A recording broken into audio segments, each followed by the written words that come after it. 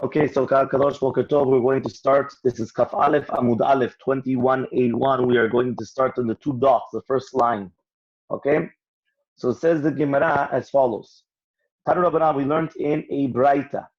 Kol Elu Shamru, all these species that we said in the Mishnah, Em Malikim Shabbat, that you're not allowed to light on it on Shabbat. Whether we're talking about the Lechesh, the Chosin, we're talking about the different Tilim, the wicks that we're talking about. So it says that's only talking about a wick. So you're not allowed to make a wick for a candle out of these utensils, out of these materials. But you are allowed to make a big medura, which means you're allowed to take a whole bunch of wicks and make a big bonfire. Okay? And there's no suspicion of anything. Whether it is that you're going to warm yourself up with this medura, which means you're using it as a heat source, like for example a bonfire, like a heating, or lishamesh leora, or to use the fire in itself. Okay, ben al gabe karka, doesn't matter whether the bonfire is going to be on the ground, or ben al gabe kira, or it's going to be on top of a type of an oven. Velo asru ela la'aso mehem petila lener bivad. The only thing which was going to be prohibited was the petila for the ner. That's the only thing which is going to become prohibited. Okay. Next, velo b'shemen kik. What does that mean exactly? Velo b'shemen kik. Here, remember, we're talking about in the Mishnah, when we were mentioning the different things, we said Velo b'shemen kik. The Gemara here says that the Gemara is going to bring down three different explanations. What is shemen kik? So let's see exactly what does the Gemara say. So the Gemara says Velo b'shemen kik. My shemen kik. What is shemen kik? Amar Shemuel says Shemuel shaltin luchol nechuti yama. I asked all the people that go down to the sea, what is shemen kik? And they told me, Of echad yesh bi krachei hayam. There's a bird in the krachei hayam, on chof hayam. V'kik shemo. The bird's name is called kik. Okay, and therefore they take out of it oil that you could come and you could light for the candles. That's why it says v'lo b'shemen kik. You cannot use the shemen that comes out of this bird. Rav Yitzchak ben Yehuda Amar. Rav Yitzchak ben Yehuda comes and he says a second explanation. Mishcha de kaza. What does it mean, mishcha de kaza? He says it's shemen that they come and they take out from garimet tzemer gefen, which means when they take the garinim, the tzemer gefen, when they're coming, they're taking from the wool of the grapes. We're talking about tzemer gefen is like cotton, things like that. So when they're going to take from the garinim, right, of the tzemer gefen, that's what it says it also in English, garinet tzemer gefen. How does it translate in English? Cotton seed oil. Ah, very good. Okay, so cotton seed oil. But again, this is the cotton, but it comes from the seeds of the cotton. Okay, so it says over here, the Shakish comes and he says, Kikayon diona. The shemen kik is something which comes out from a type of a tzemach. It's like a type of a plant, which is called Kikayon diona. It says just like the Kikayon of Yonah came and it protected Yonah from the sun, so too this comes and it protects, right, because of its shade. But does it tell you what type of a plant it is? Kikayon. Okay, so just kikayon. Okay, so the same thing that it is in Hebrew. Kikayon diona. Okay, so now the Gemara is going to explain, right, about this kikayon diona. Amar Rabba Barachana says, Rabba Barachana ledidi chazul kikayon diona. I saw this kikayon diona, utzloliva dami. And it's like a tzemach which is compared to something which is called a tzloliva. Here Rav Vadim Bartanura explains in the Mishnayot that kikayon diona is an esev that has very, very big leaves. Okay, v'nikra be'aravi krua. Okay, so it's a very big. If you have it there in English, please let me know. Okay, so this is the tzemach which is called sloliva. Okay, then it says as follows: umidipashke rave, and it's going to be grown with water, me'amayim shebabetzot, right? So he says it's going to be grown in the waters. Ve'alpum chanuta madlan yateh, ve'achenvanim tolim oto al pitchei cherutim. Right. That means basically what happens is that they put them on the entrance of their stores in order to give a good smell and in order to give sel. So that means we thought that Ke'ilu Zama, we were the ones that started inventing about the smell and about all those things, about having these these types of perfumes in hotels and things like that, that when you walk in, you have this natural good smell odor. they already know about these things. So they used to put this plant for number one, for shade, in order to protect, right? In order to protect, and number two, for the good smell as well. Okay, then it says, Umi parzidohi avdi mishcha, from the garinim, from the seeds of this flower, they take out shemen, uvan fohi, and from the Kikayon, sunflower. what's it? Kikayon is a wild sunflower. It's a wild sunflower. Interesting. So the wild sunflower has very big leaves? Of course, and it has a lot of oil. Okay, so there you go. And that's where they make the sunflower oil? Yes. Okay, very good. Chazak. Okay, so then that's The what wild we're sunflower. All right, wild sunflower. Right. Okay, very good. Then it says over here, so from the garinim, they take the oil, and from the underneath the anafim, which is Ruvan Pui, Naichin Kol Brechet Marava. They say Nachim Kol Acholim Shel Eretz Yisrael. I guess they rest all the people that are sick. It says over here, Tachat Anafav Nachim Kol Cholim Shel Yisrael. I don't know why Dafka has to be the Cholim, but basically all the sick people of Israel, they're resting underneath its anafim, underneath the, how do you call that anafim? The leaves, okay, of the branches and everything, okay? Amar Rabba says, Petilot shamru chachamim memlikim mehem b'Shabbat, mipnei shehu mesachsech b'hem. So what was the reason why we said that you couldn't use these petilot on Shabbat? Remember, all those petilot that we mentioned at the beginning of the Mishnah, why can't you use it? He says, because the shalhefet kofets it and it starts, basically it jumps, and then that's when it starts. So, okay, there's two different explanations. One, according to Rashi, he brings down another explanation is that the shalhefet, it only is on the outside, like it's an external thing. So it doesn't actually grab onto the petil, it doesn't grab onto the wick, which means the wick does not turn on fire properly. And because of that, we said that you're not allowed to use it on Shabbat. And the oils, which was the seifa of the Mishnah, the latter part of the Mishnah that we said that you're not going to light with him, is because it does not go after the petila. I mean, the wick does not absorb it properly. So since the wick does not absorb it properly, what happens is that, again, we're going to suspect that maybe you're going to start turning the candle, right? And then you're going to be chayav because of the melacha. You're going to be chayav because of the melacha. We are right now on Kaf Aleph Amud Aleph. We're talking about, I don't know, 2, 4, 6. We're talking about 2, 4, 6, 8, 10, 12, 14. Wow, so I was late. It's too late. 16 lines down. Okay, 16 lines down. We are by the Gemara Ba'amine. Okay, so the Gemara says Ba'amine Abaye meraba. So Abaye comes and he asks from Rabba. Shemanim shamru chachamim en lamelikim mehem b'Shabbat. Right? We just said that we are not allowed to use certain types of oils on Shabbat. Ma'u she'iten letochan shemen kolshehu.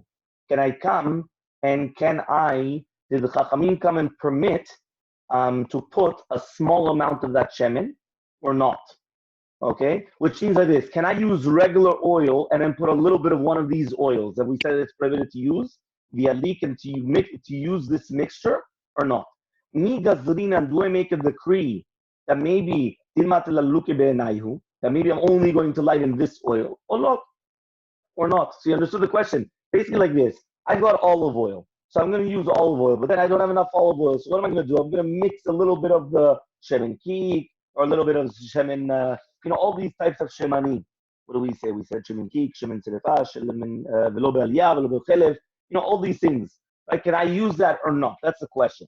So Amalei, so Rabbah came and he answered, and Malikim, you cannot use it at all. Meaning when we said you cannot use one of these oils, it's not even in a mixture. Nothing. Wallo. He says, why? My tama, what's the reasoning? Malikim.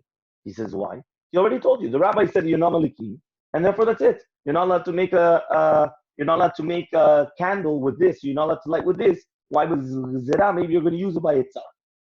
So 8 ways, so they come and they're going to ask a question now. What happens if I'm going to put a petila, a wick, where they light with it, and I'm going to wrap it around something that you don't light with it, right? So for example, with one of the things that we mentioned before, Em malikimbo, right? Al gavad Hashem malikimbo. Em malikimbo. You're not allowed to light with it. Rabban Shimon Gamliel omer shebetaba ayu kochim betila gabe egos. Malikimbo. Says Rabban Shimon Gamliel that people of the house of my father, what they used to do was they used to put it around, right, on a walnut, and they used to light it. So therefore, katani nihat. However, though we did learn madlikim. So it comes out that on Shevet Rabban Gamliel they were madlikim with this, which means you could take a pasul wick, a wick which is indisqualified, put something which is good around it, and now that you put something good around it, it's going to be okay. So this is a proof that there's no problem whatsoever. Okay? So the Gemara says, Amalei, he comes and he answers, Ademotafli midarav Shimon Gamliel, sayinu midatanakama. He says, I don't understand you. You're bringing me a proof from Rabban Shimon Gamliel. But when you brought me the proof, you brought a Braita, and the former part of the Braita had a Tanakama. And the Tanakama himself said, you cannot do it. So what are you trying to do? Imagine right now I'm going to bring you a proof that you're allowed to do something. And I come and I say, these rabbis say you're not allowed to do it, but however, this rabbi says it's permitted. 1 second, but even though you're trying to disprove me by bringing me this rabbi, you just brought me a proof from the former rabbis. You brought me Tanakama. So Tanakama would be even stronger than Rishon Gamliel. And Tanakama said, you cannot light it. So therefore, what are you trying to do? You just brought me a proof from the former part of the Mishnah, of the former part of the Braita. So it says the Gemara, Halla Kasha, it's not a question. Why? There, it's a Tanakama and a Rabban Shimon Gamliel, but it's not just Stam Rabban Shimon Gamliel. It's a Tanakama and a story, a Ma'aseh. A Ma'aseh is much stronger. He says, why? Because you have to remember, when I actually come, when we're arguing about something which is theoretical, that's one thing. Something that never actually came up, or something that could have come up, but nobody actually did it. So therefore, that's one halakha. But when I come and I said, this is what I do, this is the actions that I'm doing, an action is much stronger. And therefore, Kam Chachamim, and they say, Ma'aseh Rav was so strong, and that's why he brought the proof. And even though you're right, there was a proof from the Tanakama, and the Tanakama is telling you cannot light it, from the fact that you have that there's Ma'aseh Rav is very, very strong. So it says the Gemara, Mikom Makom Kashya, but still there's a question from Rabba, my love lalik, are we not talking about that you are going to be malik? That means you're taking a walnut, putting around the walnut a kosher petil, a kosher wick, and now you're going to light it. And we already thought that it was a sur, and here it's saying that it's going to be mutar. So says the Gemara, no. He says, you know what he permitted? He permitted lalik the egos together. He says, because you were using the egos, you're using the walnut, lakpot. Lakpot means is only to be metzif the petila, which means the wick would have fallen down. You're tying it to the walnut in order to make it float, because if not, it would just sink. So because of that, when we're coming and we're telling you to come and to light this, we're not permitting you to light it because of the walnut. You're not using the walnut at all for that. You're using the walnut only just in order to be able to make it float.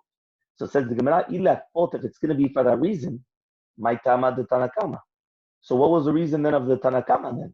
It doesn't make sense, right? What was the reasoning why the Tanakama said that it's going to be a sur? Well, he says, 1 second, we're not going to suspect that it's going to come to a takala. What's the problem? So answers the Gemara, no, you're right. You have to explain, right, the entire Braita in a different form, in a different fashion. Kula Rabban Shimon Gamliel, the entire Braita is Rashbag, is Rabban Shimon Gamliel. The Chasurim Etzrev Achitani, and this is, it's lacking part of the Braita, and this is the way you have to read it. Karach davar shemalikim bo al gava davar shemalikim bo emalikim bo. So you see mefurash that it's like me. That's what Rabbah was trying to say. That what? That really, Bemet, if you're going to take something which you do not light with, and then you're going to put another wick around it which you do light with, you're not supposed to emalikim bo. You're not supposed to light with it. So he says, however, though, Bemet, when you one of these words, lehalik, only if you're doing it in order to light it. Right? That means you're lighting in them, you want both of them to be lit. Avalak, but if you're only doing it just that way it could float, mutar. Rabban Gamliel Omer, because Shimon ben Gamliel used to say, he used to say they actually used to do it on top of a walnut in order that it should actually be there. So you see from here that it's going to be permitted, right? Again, only because you're using it as a you're only using it as we already mentioned, you're only using it as a float, but not using it as a wick. Okay, so says the Gemara, any is that so? The Hamar of Bruna, Amar of Chelev Meutach. So says Rav Bruna in the name of Rav, when you have Chelev Meutach, remember, Chelev is a primitive fat, right? Which basically you came and you heated it up, so it became from a congealed form more to a liquid. Okay, the Kirved Dagin Shenimocho, or you have the Kirvain, the intestines of the fish, which were names, which were not disintegrated, they were what the word? Cafe names, how do you say names? It was not crushed. Dissolved, thank you. So he says, or you have it that it's going to be dissolved. So he says, in such a case, right, it says you're not allowed to light with them. Adam noten lechotocho shemen kol shumali. But he says that here it says mefurash, you could just add regular shemen inside of it, and then there's not going to be a problem. So what we're trying to ask now is as follows. What we're trying to ask is, here it says that you could take something which is not kosher, it's a shemen pasul, because remember, chelev we said was a shemen pasul, okay, and all of a sudden now we're saying that you could actually use this, right, as a lighting, as long as you just add other types of oil. So this is 100% a stira against Rabbah. Rabbah said that we make a decree that you're not allowed to have the non-kosher oil with the kosher oil, just in case you're going to use 100% non-kosher oil. And here it's saying mefurash, you're allowed to do that.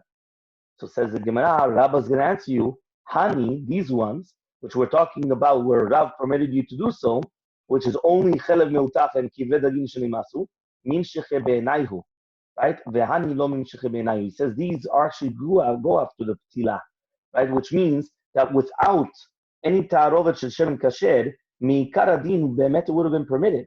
So therefore, even though the rabbis made a prohibition, and we're going to explain why did the rabbis make a prohibition, technically speaking, you could have used these things on their own. So again, one more time. Chelev meutach and kived dagin, technically you could have used it by itself. The rabbis came and they decreed not to use it. So now that I'm going to come and I'm going to add other oil with it, it's going to be permitted. Why? Because even if you would use it by itself, it's permitted mina Torah. It's only just the rabbis decree that they told you not to do it. So he says, "V'gazu rabbanan al chelev meutach mishum chelev she'unu meutach, v'al kirvei dagim shenimochu." Right, because of kirvei dagim shelo nimochu, which means like this. The rabbis made the decree for a very simple reason. Chelev by itself, which is congealed, is not good oil. It does not draw forth the wick, and therefore it's not good. However, though, when you melt it and it becomes chelev meutach, it is okay. The problem is we made a decree, chelev meutach atu chelev she'eno meutach. And the same halacha, which means the chelev, which even though you melted it, because of the chelev which is not melted. And he said the same halacha applied to the kirvei dagim. When you have these intestines of the fish which were dissolved, we're going to make a decree because of those which were not dissolved, which is pasul meikar adin. So because of that, that's why the rabbis made a decree. So says the Gemara, "Veligzor nami bechelev meutach kirvei dagim shenimochu shenotan l'tochon shemen, mishum chelev meutach kirvei dagim shenimochu shenotan l'tochon shemen." He says, 1 second. Why don't I also make a decree then on the mixture? Which means, just like on a regular case, if I have any other type of non-kosher oil, I cannot make a mixture and then come and take it out. So the same, right, and then use it as a flame, right, to light with it. The same thing. I shouldn't be able to use a mixture of chelev meutach or kirvei dagim shenimasu with another type of oil, just a gezerah, because of the other oils, right? So it comes in the Gemara says, Hi gufa gezerah. Va'ana nekum nizor gezerah legzerah. It's a very famous concept in the Gemara, which means the chelev meutach and kirvei shemen, kirvei dagim, shenimasu, these two things was already a gezerah. It was a gezerah because this in itself is good. The fats which are melted, or the intestines of the fish which were dissolved, is actually a good oil. We make one decree, atu eno mehutach, or kirvei dagim shelo nimasu, which means we're going to make one decree that when you have the case of fats, primitive fats which were not melted, so therefore even if it was melted, it's a sur because of the melted ones. Or the same thing, kirvei dagim that were dissolved is going to be a sur because of the kirvei dagim which was not dissolved. So he comes and he says, however, though, 1 second, that's only going to be in a case where you're going to have the one gezerah. But now I'm going to make another gezerah. I'm going to make a gezerah, 1 second. Chelev meutach, I could use by itself, really. Why can't I use it? Because of chelev she'eno meutach, if it's not melted. And now Even as a mixture, it's going to be asur. Why? Because by chelev mehutach, if I use it by mixture, also it's going to be asur. So now the chelev which is mehutach, which is melted, it's going to be asur. That's a gezerah l'gzerah. We don't make a gezerah l'gzerah. We don't make one decree to another decree. It's too far removed. So because of that, that's why he says that we're going to permit it. If you made a mixture, there's not going to be a problem whatsoever. Okay? Next. Tani Rami Bar Chama. Rami Bar Chama came and he taught in the Braita. Petilot ushmanim she'amru chachamim en malikim b'hem b'Shabbat. When we're talking about any types of wicks and any types of oils that the rabbi said you're not supposed to light it on Shabbat, en malikim b'hem b'mikdash. You're also not allowed to light the menorah in the Bet HaMikdash with this as well. Mishum shneimar, as it says in the pasuk in the Bet HaMikdash, la'alot ner tamid. It has to be la'alot ner tamid. So it says, Hu tani lavu amarla. So Rabbi Bechama, he taught this Braita and he actually explained it as well. That the fact that it says leha'alot ner, and it doesn't say lehalik ner, okay? So we learn from there that the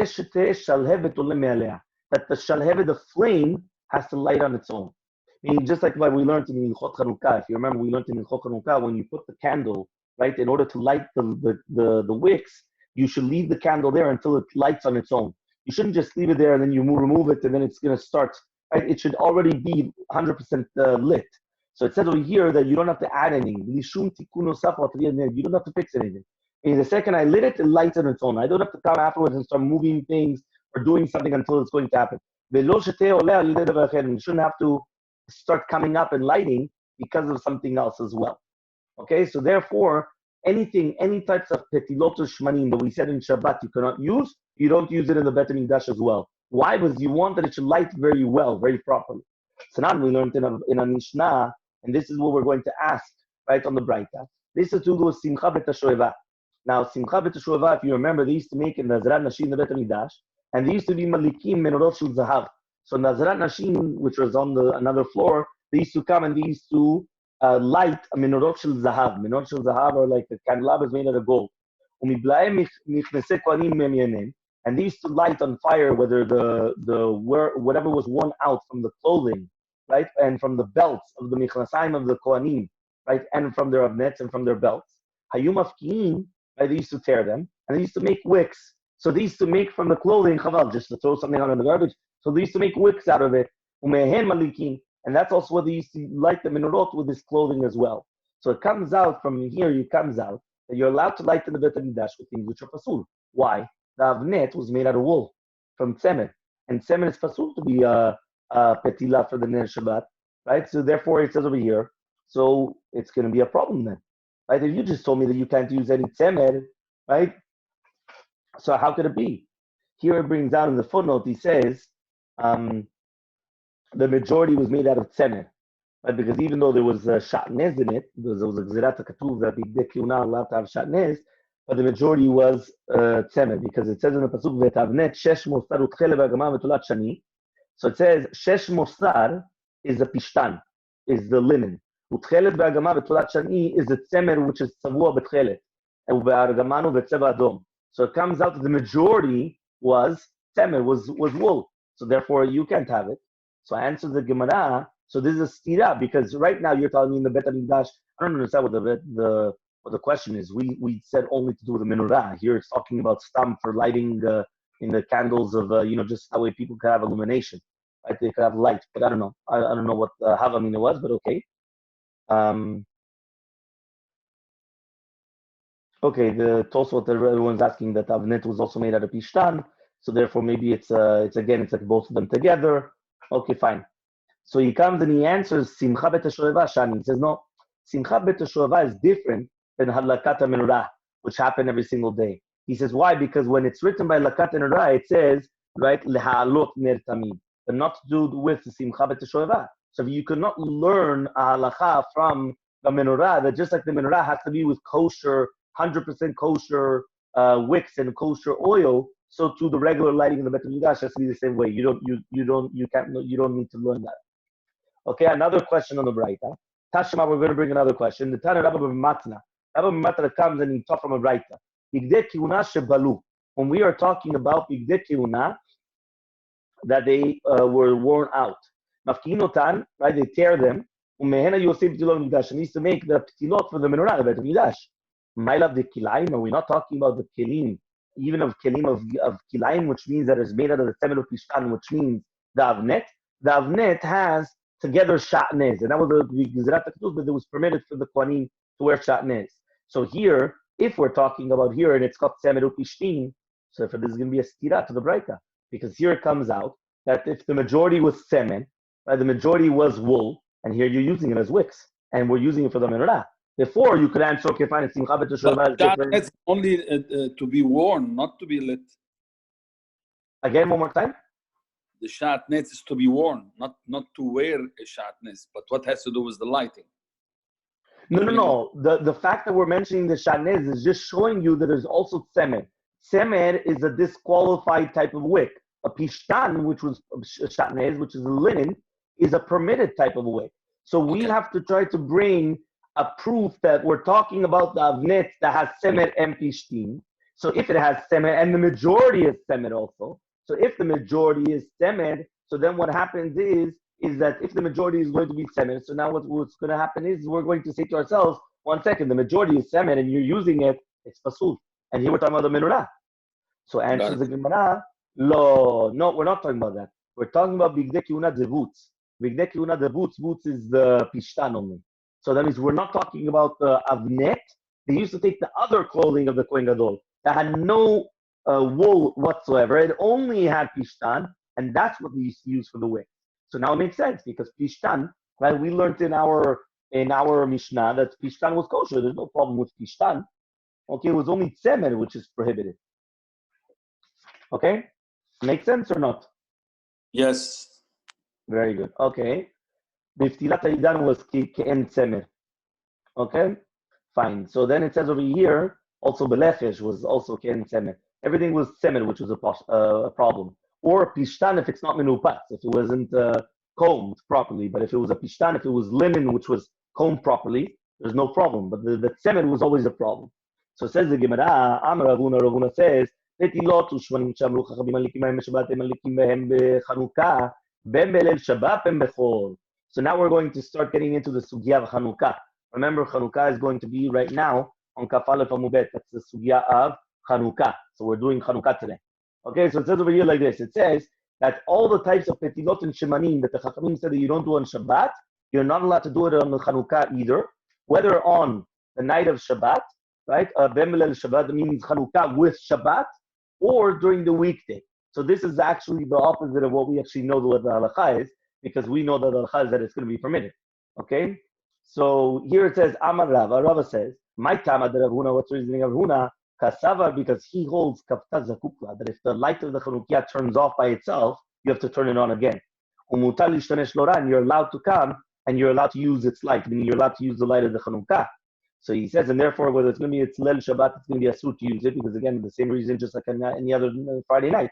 So he says, V'lochasta amar, malikin bahen bechol, aval lo b'leil Shabbat. No, you could use it during the night time, during every single night of the Chanukah, but not on the Shabbat of Chanukah. Kasavar, because he holds kafta in zakukla, kafalef amubet, he holds the kafta, we do not need to light it again. Mutal yishtamesh lora, and you are allowed to use the candle lighting. So now this is going to be a third shita now. So one more time. The first two was a machloket between Rava, it was Rav Huna. Rava was just explaining the reason of Rav Huna. Rav Huna and Rav Chasta. Rav Huna says it's a sur ben bechol ben Shabbat. Rav Chasta says it's mutar, right, bechol, but not on Shabbat. Amar bizera Rav Matna, v'amila Amar bizera Manav, etilot ushmanim shamru chachamim alikim ha'im b'Shabbat, alikim ha'im b'Chanukah, ben bechol b'Shabbat. The third shita, which that's actually the halakha, right? It says petilot. That's the halakha. You can look there, and there's the aleph, right? It's Shulchan Aruch Siman Tafresh and Gil Sif Aleph. He says these petilot ushmanim that we said, you're allowed to use it whether it's on for the Chanukiah only, obviously, but whether it's on during the weekday or even on Shabbat as well. So Friday night you could use these petalim ushmanim only for the Chanukah. But again, the Chanukah has nothing to do with the Neder of Shabbat, so you're always allowed to use this. Amar Rabbi Yirmiyah says Rabbi Yirmiyah, my tama de Rav, what's the reason of Rav? The same thing, that if it turns off the flame, you don't have to put it back on, right? And also, you're not allowed to use its candle. So therefore, that's why you're always allowed to use it, even on Leil Shabbat, right? Because he says Asur Lishtamesh Lorah. So basically it comes out that it went in moderation. Rav Huna, that he always prohibited everything. He said you're allowed to use the candle, you're allowed to use the Chanukiah, and if it turns off, you have to turn it on again. So because of that, it's always going to be Asur. Okay, always going to be Asur. Why? Because you don't want it to turn off. If it turns off, you're going to have to light it again. And also, right, it says that you're allowed to use this candle. So because of that, you're not allowed to use whatsoever, any types of shemanim or pilot, wicks, or the oil for the Chanukah. Rav Chasta was the middle ground. Rav Chasta says it's true, kavta and zakuk, right? If it turns off by itself, you don't have to light it again, but you're still allowed to use this candle. So since you're still allowed to use this candle on the night of Shabbat, which is a problem because I could use this candle, then maybe I'm going to start moving it. So it's going to be Asur on the night of Shabbat. But every other weeknight, I'm allowed to. Okay? And then comes Rav Zera in the name of Matra, and that's Halakha L'Maaseh. He says, no, in the Chanukah, since Kafta and Zakuk, and it's Asur L'Ishtamesh Lorah, that's where there was the other extreme. You're never allowed to use the candles of the Chanukiah, and you're not allowed to, if it comes out by itself, then you don't need to light it again. Because of that, Kam Chachamim, they say in such a case, that's when you're allowed to do it, whether on Shabbat or whether Chol. Again, only that. And that's the reasoning why we don't say Bavem Malikim, by the way, on Shabbat Chanukah. Shabbat Chanukah, the majority of the kilot, they skip out Bavem Malikim because of this reason. Because since you're allowed to use, for the night of Chanukah, you're allowed to use the shemanim and the petilot, whether it's the wicks and the oils, of all the different types which are not mentioned in Bavem Malikim. So therefore, that's why we skip it out on the night of Shabbat Chanukah. Okay? Amru Rabbanan Kamed Abaye. The rabbi said it in front of Abaye, Mishmed Rabbi Yirmiyah, in the name of the Rabbi Yirmiyah, v'lo kibla. So what happened is that the Chachamim said this memra of Rabbi Yirmiyah in front of Abaye, okay, in the name of Rabbi Yirmiyah, v'lo kibla, but he didn't accept it. Why? Because he didn't feel that Rabbi Yirmiyah was kol kach lismoch al dvarav. Kiata Rabin, when Rabin came from Eretz Yisrael to Babel, Amru Rabbanan Kamed Abaye, Mishmed Rabbi Yochanan, they said in front of Abaye in the name of Rabbi Yochanan, v'kibla. And here he did accept it because of Rabbi Yochanan. Amar Izakai, right? If I was Zocher to accept it from when I heard it from the words of Rabbi Yirmiyah, so I used to be Kovea Divrei Rav Mishnati from the beginning, right? Says the Gemara, v'hagmara. He says, 1 second, but at the end of the day, he did learn it. Meaning he did make the differentiation between, right, the Mugdam and Meuchar. What do we care whether it's at the beginning or the end? At the end of the day, he did accept these words. And if he did accept these words, what do I care when you accepted it? He said, no, nafkamina legisa diankuta. It's when you're younger. Which means when your person's younger and they learn it, it stays in their minds much more fresh. Which means when a person learns when they're younger, it's like a computer. The first time that you're writing on a computer, right, which means the first time that you're writing on a hard drive, it could accept it much, much better. The second that you start writing and then racing and then writing and racing, the quality is not the same thing. Or just like the old tapes. Remember the old cassette players with old tapes, right? I still remember them. Even myself, you guys still remember the one beforehand. But I remember these little tiny tapes, the same thing. If you recorded on it and then again you're going to record again another recording, it's not the best quality anymore. So the same thing. Girsa the Yankuta is very, very important. That's why you should always try to learn when you're younger. Okay? Sorry, I'm not trying to cry over spilled milk, but let's go. Says the Gemara, Kavta, right? In Zakukla. Are you going to tell me right now that if it turns off, you're not going to need to light it again? Or meaning we have a contradiction. Mitzvata, the zman of the mitzvata of the Chanukah of the Ner Chanukah is Nishitishka Chamad, the mitzvah is that once it's Shekia, right, nighttime, right, after sunset, until the regular Minashuk is going to stop. So my love, we're not talking about the Kavta, the Malika, we're not talking about that right now. If it came off, if it turned off, a person is going to be obligated to light it again. So says the Gemara, no. How do we actually learn that from the Braita? But since it said, because if it says that you have to, the mitzvah is that you have to have it lit from Shkiyat HaChama until Shetikh in Nashuk, it's mashma that if it turned off before Shetikh in Nashuk, you have to light it again. That's what the mashma'ut to the Braita is when it says mitzvata from here to there. So it says, no. The lo'alik malik, the nafkamina there for telling you that the mitzvah was ad shetikh in Nashuk was not to tell you that if it turned off beforehand, you have to light it again. Sorry, it's really the be'emet that the lo'alik, that if you didn't light it at all, now you're going to light it. Vinami, or it's telling you another nafkamina, the shiur, which means the measurement of the oil, how much oil do you have to put in order when I'm lighting a lechatila. But not that if it turned off. If it turned off, that's not you do. That's something halacha. So says the Gemara, until there's nobody in the shuk anymore. What time is that? Until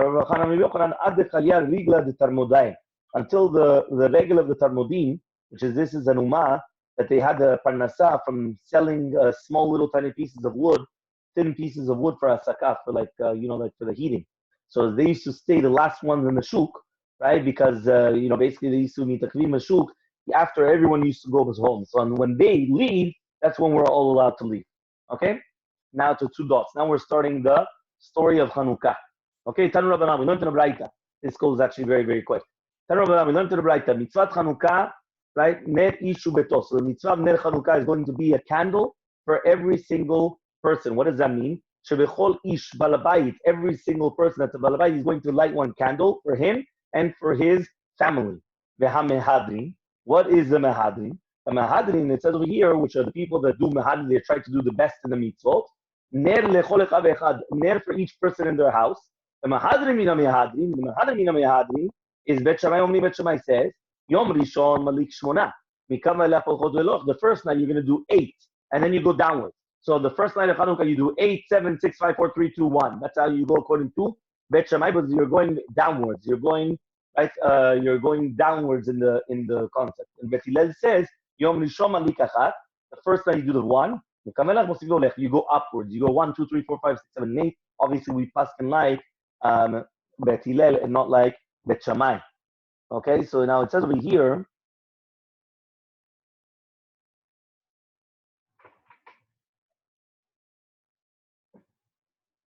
right? Amar Ula. Ula comes and he says, by the way, this is where we see the entire concept of the Nedu Shvitod, the Machloket Tosfot and the Rambam, to do with how many candles does every single person have to light or not. And we go like the Tosafot of, just one person lights for everyone. That's the Sephardic minhag. One, the Balabait, he lights for everybody, and that's it. Okay, so Amar Ula. Ula says, there was actually a Machloket Amoraim in Eretz Israel. Rabbi Yosef, Rabbi Yosef Zadda, where Tama Rabbi Yosef, Zadda, one of them says, Tama Bet Shammai. What's the reasoning of Bet Shammai? Keneged Yamim Nichnasim. The reason why is, why do you do Pochet Yolech? He says it's because of all the days which are coming in. The Tama de Bet Hillel, and the reasoning of Bet Hillel, Keneged Yamim Yotzim, because of the days that came out, which means when you come in, how many days are left? Right? Keneged Yamim Nichnasim. So according to Bet Shammai, he says there's 8 days coming. So since there's 8 days coming, the first day I'm going to light 8. The second day there's only 7 days, so now I'm going to light 7. 6 days, and that's where you're going to go. According to Bet Hillel, it's the days that left.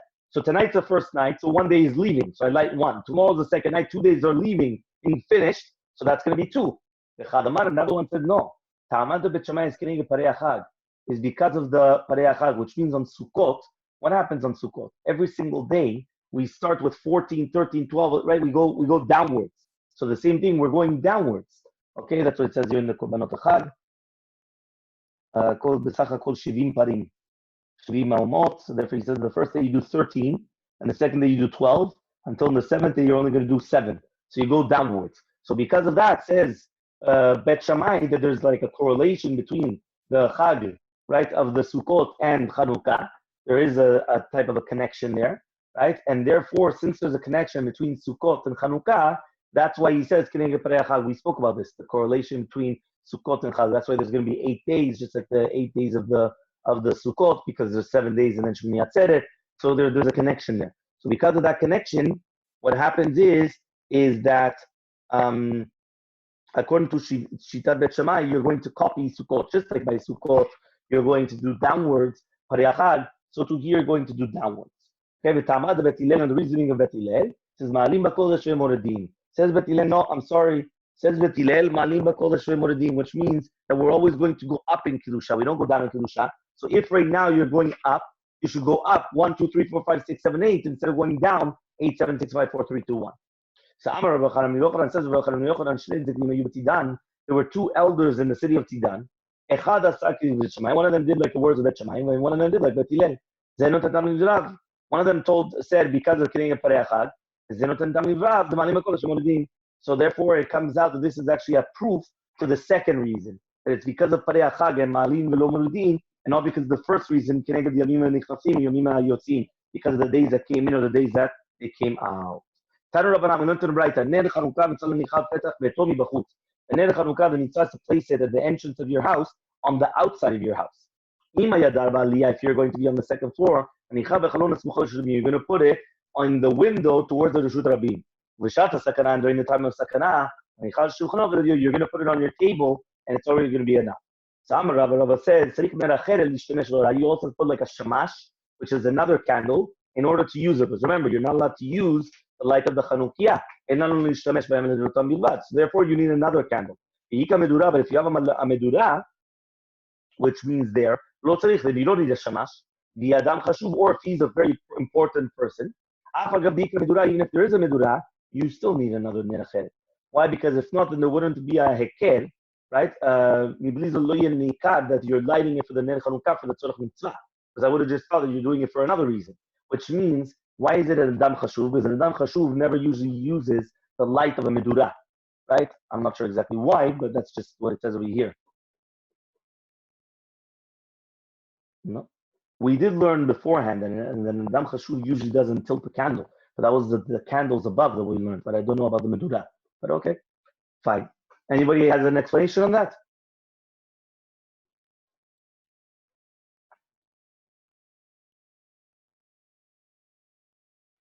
No? Okay.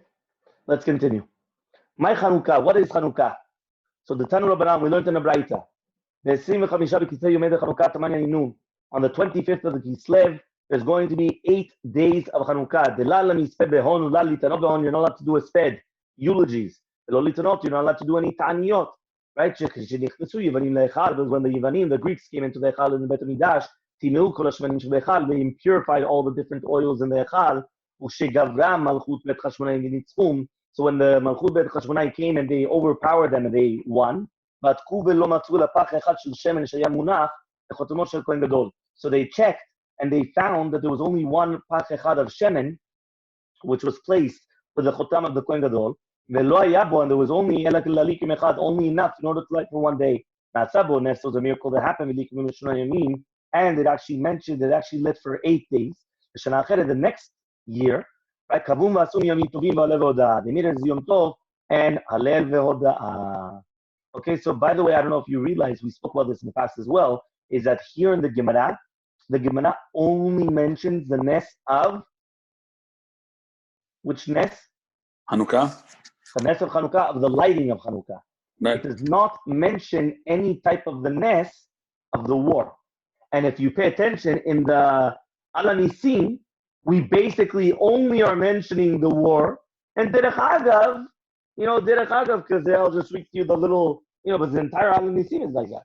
The entire Alanisim is on the war, right? And then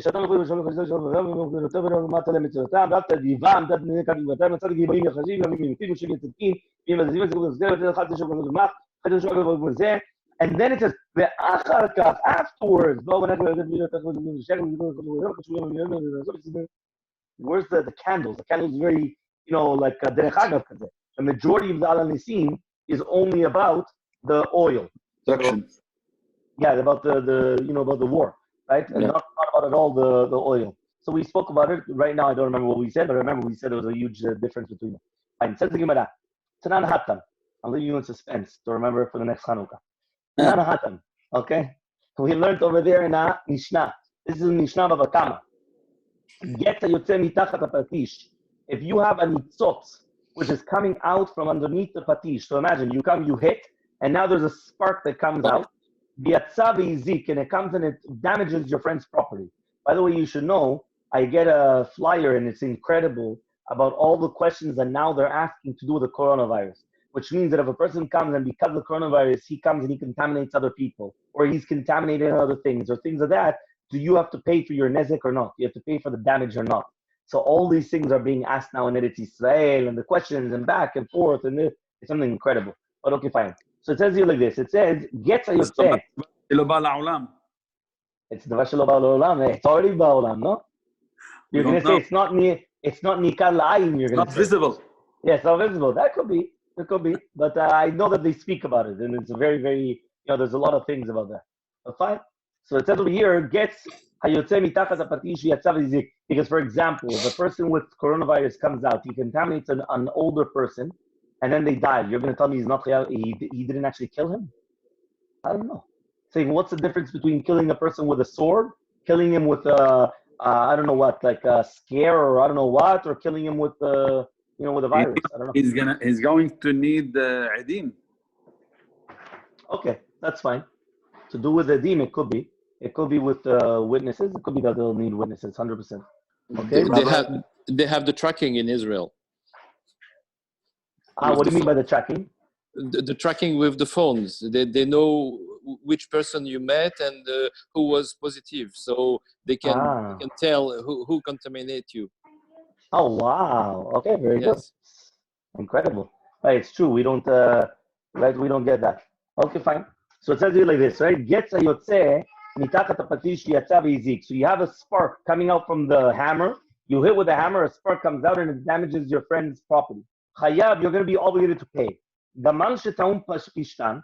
When you have a gamal, right, which is basically the camel, which is carrying pishtan, right, which is going to be carrying flax. V'hu over b'shut rabim, and it's going to be going through the reshut rabim. So imagine you got the camel, you've got on top of a camel a load, and all of a sudden you're walking by, and when you're walking by, what happens is it's going to go inside of a store, and it's going to get lit with the candle of the storekeeper. Now it lights a whole big fire there in the house. Bala Gamal is going to be chayav. The Bala Gamal is going to be chayav for everything. Okay, now why is this? 37. Because he was poshea. The fact that he put the gamal and he went into the store area, so that's why he's going to be like negligent. Which means the fact that he was going too much on the side of the road, that his flax or his linen was able to go into the store, and now it caught fire with this candle that was in the store, and now it just takes the entire building away, he's going to be obligated. However, if the chenveni, the storekeeper, put his candle on the outside, now the chenveni is going to be chayav. Why? Because he made it a sakana. If you're putting a live fire right on the outside of your store, and then people are walking by and they could get hurt, now you're the one that was negligent. So now you're going to be chayav, the chenveni. If you don't make the ner Chanukah, the candle of Chanukah, patur. You're going to be patur. Why? Because since you're doing it for Pirsuma Nes, so therefore you're supposed to do it outside. So because of that, you're not pshia, you're not poshia, you're not negligent. You were supposed to put it outside. So therefore you're going to become patur. So that's very, very important, okay? So that's actually, let me just check over here. Okay, fine. These are different pictures. There's a whole bunch of pictures. Okay, very good. So now says the Gemara. Okay, Amar Ravina comes and he says, this means say Ner Chanukah mitzvah lecha betoch hasara. So it comes out from here. We learn that the mitzvah of the Ner Chanukah has to be within 10 tefachim from the ground. Why? If you're going to tell me you could put it above 10 tefachim, right? Lema lei. So then the nizak will tell him, "Hayah lecha laniach lemala gamal berochvo." He says, one second, the nizak. Right? You want a nizak lechemani to tell him, he should put the ner chanukah above any type of camel and the rider. Which means the fact that you can't, that means the fact that he couldn't tell him that's the proof that it cannot be until 80 centimeters. Remember, 80 centimeters is not that high. And therefore it could actually cause a fire. Right? 80 centimeters is nothing. What's 80 centimeters? So therefore he says, what's the proof that it has to be below 80 centimeters? Because if not, I could have come and tell you, hey, one second. You should have put your Chanukiah all the way up there that nobody could even touch it. And instead, the fact that you're putting your Chanukiah down here, that's your fault. But rather, the reason why I know is because that we just mentioned. Therefore, it's a proof that you only should do it within 10 tefachim. So says the Gemara, says, no, maybe you should have done it in a place which is very high off. But the only reason why the rabbis didn't force you to do it was if not, maybe you wouldn't do the mitzvah at all. So therefore, they permitted you to do it by the 80 centimeters. But really, by you could do it much higher, but they just didn't want to obligate you to do that because if not, you wouldn't do the mitzvah. But really, by you could do it. So don't bring me a proof from here that you see that above 80 is not good, or that means lechatchila you have to put it by 80. It's not true. So says the Gemara, Amar Rav Kahana, says Rav Kahana, right? Darash Rav Natan bar Yumi Mishmed Rabbi Tanchum. Says the Darash was Rav Yumi in the name of Rav Tanchum. Ner shel Chanukah shenicha lemala mitapama psula kesukah mavurim. So the truth is, by the way, on the previous one, where it says, we didn't actually answer it. 41.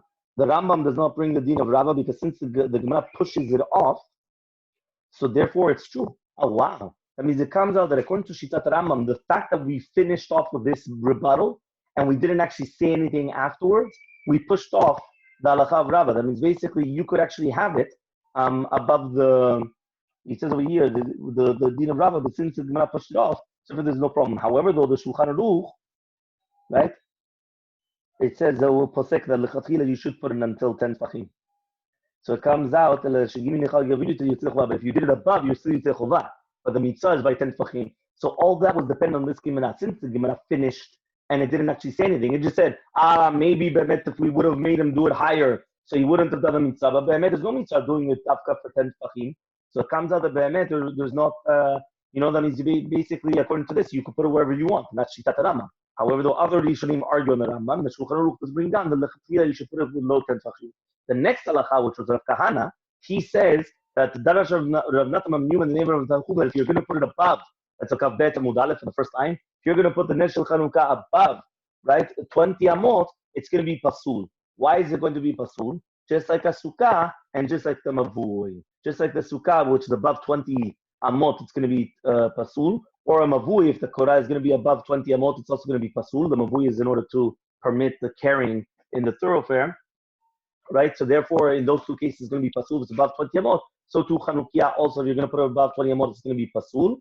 Okay, and then Blina to remind me that we're going to have to probably do this either Masechet Shabbat or I don't know when we're going to have to do the next stuff of Kavbet, but we're going to have to remember that, or anyway, I'll make a recording and I'll put it on the Daf Yomi, or if not, maybe we'll do it right away on Masechet Shabbat. We'll see. But it's coming out that here there's going to be a connection between this Gemara and the next Gemara to do with a bor of 20 amot. Remind me, okay? B'ezrat Hashem.